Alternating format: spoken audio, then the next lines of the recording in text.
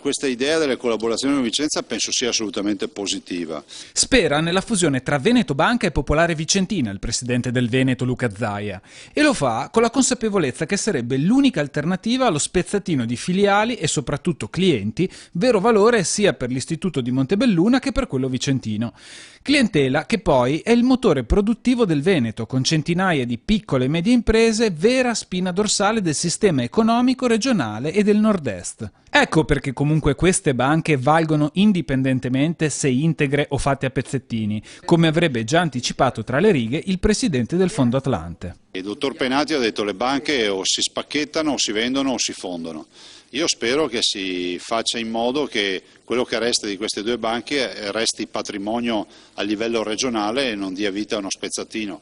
So che i lavoratori sono preoccupati delle mie dichiarazioni e do il massimo rispetto perché pensano che la fusione sia uguale a licenziamenti.